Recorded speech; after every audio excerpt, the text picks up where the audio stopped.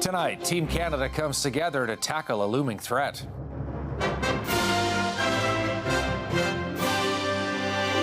How Ottawa and the provinces plan to counter Donald Trump's tariff promise. We need to be ready to fight. This fight is coming, 100%. Gearing up for a possible cross-border battle. Plus, a major cut to the key interest rate and what it means for Canadians and the economy. I feel like we're in a sweet spot to make a purchase. Also, the new trail of evidence in the case against accused killer Luigi Mangione. What police say they found. We're challenging the extradition at this point. Inside the secret tunnel system in a homeless encampment built to steal electricity. They tried to splice into the power. And stepping up with some traffic stopping moves. That's my goal in life, just make sure like there's people smiling. Meet the crossing guard, giving safety a special twist. Hey, there we go.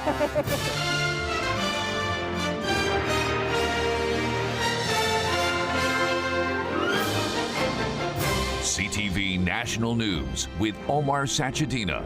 Reporting tonight, Todd Vanderhayden. Good evening. A major meeting between the Prime Minister and the Premiers today to come up with a plan to deal with U.S. President-elect Donald Trump's threat to slap tariffs on Canadian goods. And as CTV's Heather Wright reports, Ontario's Premier Doug Ford came out with a threat of his own. For more than 90 minutes, Canada's political leaders met to discuss and strategize what to do about the looming Trump tariffs. This is a serious moment for Canada, and we are resolute and determined to meet that moment. Ever since U.S. President-elect Donald Trump announced a 25% tariff on Canadian goods, leaders of all political stripes have been lobbying their American counterparts, urging them to push back on the plan. How you doing, everyone? Today's meeting, though, went much further, with Ontario Premier Doug Ford saying he's prepared to stop exporting electricity to the states if necessary. We will go to the full extent, depending how far this goes. We will go to the extent of cutting off their energy, going down to Michigan, going down to New York State and over to Wisconsin. I don't want this to happen. Both the provinces and the federal government are compiling lists of goods that could be slapped with retaliatory tariffs if Trump follows through with his tariff threat. Some premiers proactively identified products that their provinces produce and export to the United States, and which the U.S. relies on, and which should be considered as part of the Canadian response.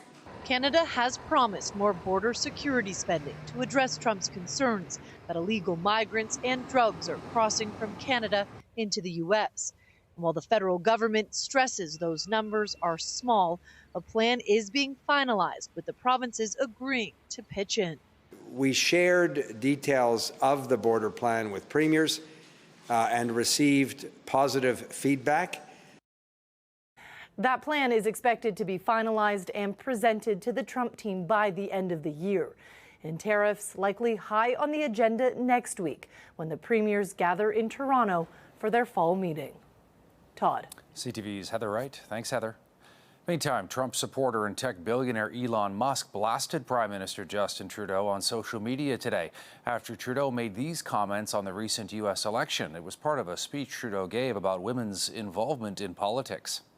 We were supposed to be on a steady, if difficult sometimes, march towards progress. And yet, just a few weeks ago, the United States voted for a second time to not elect its first woman president. Everywhere, women's rights and women's progress is under attack. Elon Musk took to his platform X, saying of Trudeau, he's such an insufferable tool, won't be in power for much longer. No response yet from the Prime Minister on that. For the fifth time in a row, the Bank of Canada cut its key lending rate. The bank dropping the rate this morning by half a point to land at 3.25%. It's welcome news for anyone looking to buy a home or renegotiate the mortgage they already have. CTV's Mike Lecouteur in Ottawa with reaction. The bank's move is generating. The wait is over, hopefully.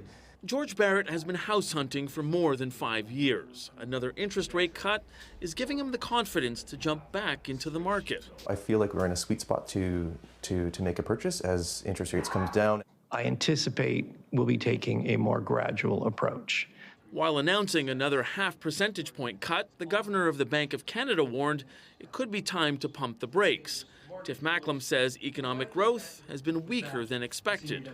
We needed restrictive monetary policy to get inflation down. It's worked. Inflation's been around our 2% target since the summer. The cut comes days before Finance Minister Chrystia Freeland is set to deliver the fall economic statement, where many want to know if she's managed to keep the deficit to $40.1 billion.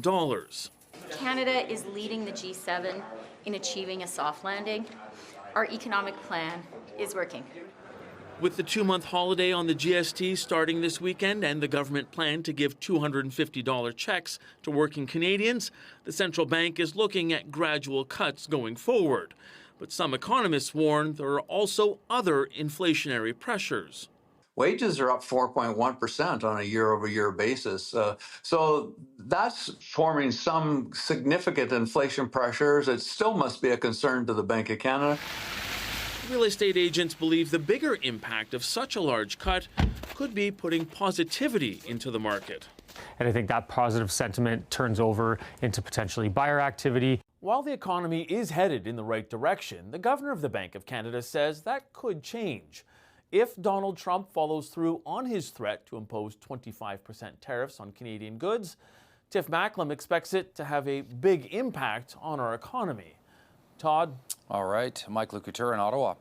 The director of the FBI has announced his resignation. It happened today ahead of the Trump presidency.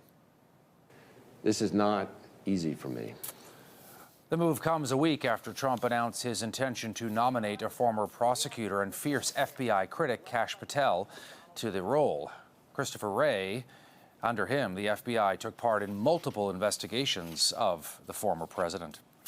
The police in New York City revealing damning new forensic evidence in their murder case against Luigi Mangione. 2 major breakthroughs, fingerprints and shell casings, all pointing toward the suspect. After a days-long manhunt that riveted America and the world, now Mangione a social media star for some. CTV's Joy Malbin has more from Washington. Luigi Mangione, who once lived a life of privilege and wealth, alone now in a Pennsylvania jail cell. Denied bail and fighting extradition back to New York, where Mangione is charged with the murder of Brian Thompson, a healthcare executive and father of 2. We've seen no evidence. That's one of the many reasons why we're challenging the extradition at this point. Police say they have an overwhelming amount of evidence now tying the ghost gun found on Mangione directly to the crime scene. We were able to match that gun to the 3 shell casings that we found in Midtown at the scene of the homicide. Also matching Mangione's fingerprints to those found on a water bottle and energy bar discarded near the murder. It's damning evidence, and police found a notebook when he was arrested, writings about health care and corporate greed. One passage reads, "What do? You whack the CEO at the annual parasitic bean counter convention. It's targeted, precise, and doesn't risk innocence." Police wonder if Mangione's health struggles point to a motive, posting about sciatica, back pain, and brain fog online. He became reclusive. Family and friends hadn't heard from him for months. So I just remember him as always being a kind, well-liked person. I just can't imagine what drove him to this. Since his arrest, an outpouring of support online. And police are concerned about copycats after wanted posters of CEOs were posted outside of New York Stock Exchange. All this new evidence will help prosecutors working to extradite Mangione back to New York to face murder charges. He has 2 weeks to fight it. Todd? Joy Malbin in Washington. Thanks, Joy. In Southern California, fire crews still trying to get a handle on a raging wildfire that's burned nearly 16 square kilometers in less than 24 hours. 1,532 fire personnel are assigned to the incident, and crews are working tirelessly around the clock. Officials say the Malibu fire grew by nearly 40% overnight and is less than 10% contained, driven by dry conditions, gusty winds. The weather has slightly improved today. At least 7,500 structures are under threat, more than 20,000 people facing evacuation orders, warnings, including some celebrities like Cher and Dick Van Dyke. The family of an Indigenous man whose braids were cut off at a hospital in Alberta speaking out. It's an incident they say caused them emotional and spiritual harm. It also evoked past cultural trauma that my uncle, his family, and community experienced throughout their lives. The family of 84-year-old Dexter Adams say his braids were found in a trash can in the hospital. No apology was given. He died 5 weeks later. The family claims the failure to acknowledge the significance of the braids crushed his spirit. Alberta Health Services says consent is required before cutting a patient's hair, even for medical purposes. First Nations communities are being hard hit by the ongoing Canada Post strike, now nearing its 4th week. CTV's Alex Karpa in Winnipeg with just how big of an impact it's having on their well-being. For those living in rural and remote First Nations communities, the Canada Post strike is hitting hard. I have seen a 70% dip in sales this week. Business owner Mariah Batiste is struggling to keep up. I feel like we've been at such a disadvantage as a small business and in an Indigenous community where these UPS and FedExes are an hour away from where we are located. So it's a huge hit for me financially. And it's not just businesses in First Nations communities that are hurting. The Assembly of First Nations says the strike is delaying much-needed supplies of medicine and other necessities to those that urgently need it. It's really inconvenient, and it's really hard for a lot of people that cannot get their medication any other way. Those living in rural and remote communities say if the strike continues, it could exacerbate health conditions for many. Worsened health conditions may lead to surgeries. The major concern is that our people may lose limbs or their lives. Chief Richard Hart says the strike shows just how much First Nations communities rely on Canada Post. When you're an isolated community, you really depend on the postal station to deliver vital things. The union is seeking wage increases, a cost of living allowance, and more job protection. But Canada Post says the latest proposals between the two sides have not closed the gap. Alex Karpa, CTV News, Winnipeg. A lot of Canadians aren't just waiting for packages, parcels, and letters, but also passports. Offices nationwide seeing long lineups. Phone wait times can be painful. CTV's Kathy Lee on that. The lineup at a passport office in Edmonton stretching even longer after the main one closed its doors due to flooding. It's not fun, but you got to take it as it is. The latest hiccup adding to delays already caused by the Canada Post strike. Nearly 200,000 passports are being held at Service Canada and won't be mailed out until the situation is resolved. Those in this queue needing a passport within 9 days must go to Calgary's main office to pick it up. It's a little bit farther to go, but for passports nowadays and in Edmonton, it's pretty bad. But the line in Calgary also pretty bad. I have my headphones, my battery backup for my phone, so 4 hours, I hope. Hours-long wait happening in Montreal, too. The line itself is fine, but when you wait for somebody to see you, it was disaster. The strike putting a stamp of uncertainty on many travel plans. We have to reschedule whole things. My vacation time and the kids' schools and everything is kind of messed up. Since November 1st is when I processed the request, so hopefully I can get it soon because my chip is January 3rd, so I'm getting a little nervous. Negotiations between Canada Post and the union representing its workers appear to be in a deadlock. Both sides remain far apart on several issues. The strike is nearing its 4th week. Some 55,000 workers are off the job. But despite the inconvenience, I sure hope the employees at Canada Post get taken care of, right? That's number one. a representative with Employment and Social Development Canada says Canadians who've already submitted an application and urgently need their passport should request to have it transferred to one of 60 Service Canada locations that offer pickup service. Kathy Lee, CTV News, Calgary. 2 weeks till Christmas, but only a few days away from receiving an early present. The Trudeau government's GST holiday kicking off this Saturday, removing the tax from a list of items. As Sarah Plowman reports, though, it is creating extra work for some businesses. Saturday will kick off 2 months of tax relief on items like chips, baked goods, and some toys, touted by the Trudeau government as a tax holiday in time for the holidays, and criticized by the Conservatives as a tax trick. I appreciate, we all do, but if it was just more than 2 months. Wonder if it will be hard to go back. The GST relief isn't a blanket tax break. It applies to restaurant meals, some snacks, beer, wine, and cider, children's clothing, some toys and books. Busy businesses have a new must-do on their to-do list, sort through what gets taxed and what does not. It'll be some time with spreadsheets, but, you know, it's part of the gig, right? Anything to boost the holiday spending is great in my books. Not everyone's as optimistic. Yes, they want their customers to get the break, but it's not a simple process.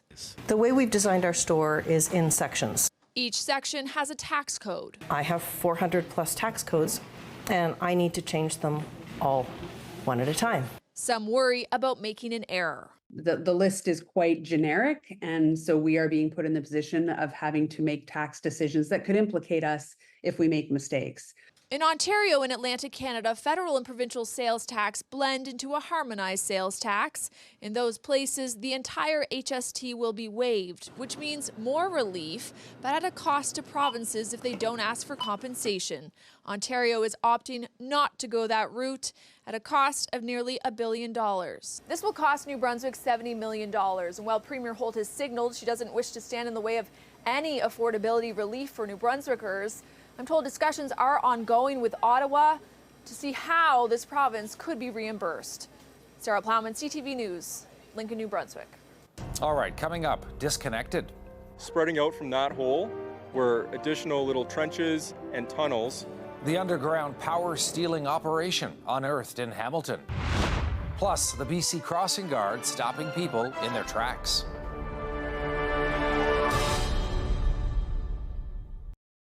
Police in Hamilton, Ontario have made an unusual discovery, a series of man-made tunnels dug through a city park. The initial hole was 7 feet deep. Spreading out from that hole were additional little trenches and tunnels for the purposes of concealing wiring and extension cords so that they could run power from a city light pole into their encampment.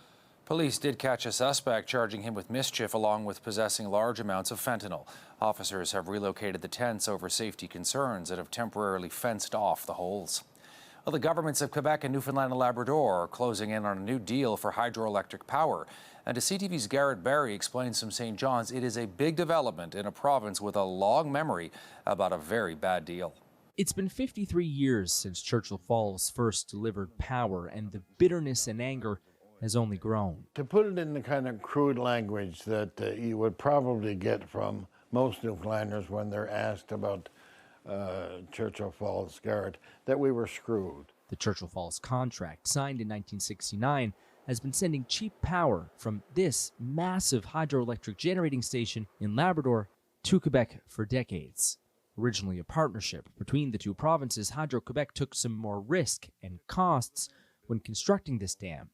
And now Quebec pays pennies on the dollar and makes a big bounty when it resells the electricity. More than $28 billion in total profits from the deal has flowed to Quebec, while Newfoundland and Labrador has made merely $2 billion. For decades, Newfoundland and Labrador governments have tried to cancel the agreement, including multiple court challenges that all ended in failure.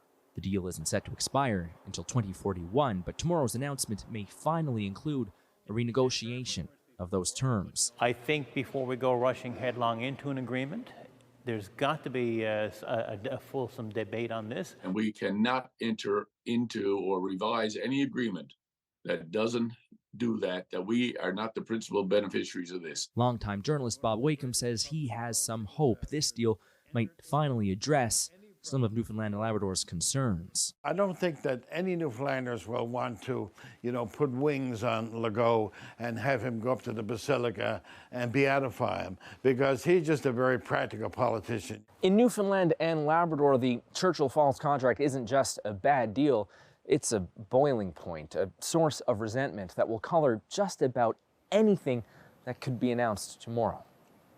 Todd. CTV's Garrett Barry. Thanks, Garrett. Still ahead, remembering the amazing Kreskin, a mesmerizing entertainer who wowed TV audiences for decades.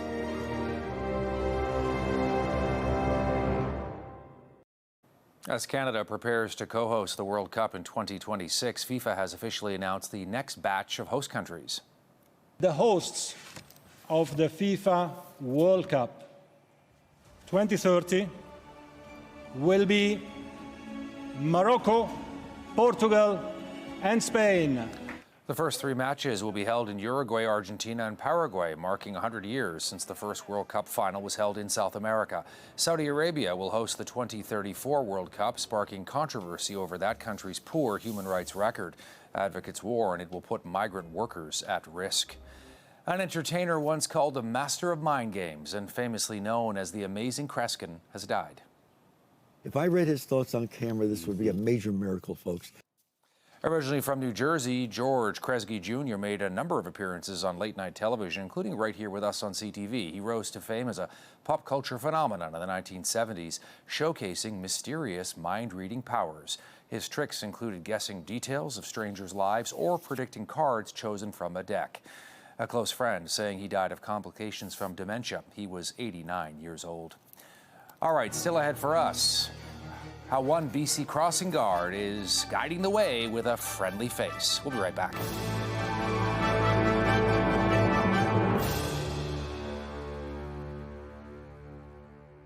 Finally for us tonight, science has shown that simply smiling can help improve your mood. CTV's Andrew Johnson introduces us to a guy who puts it into practice every day at work, tries to share his joy with others. Has anybody seen this guy before? He is my favorite. This guy is Terrence Pitts.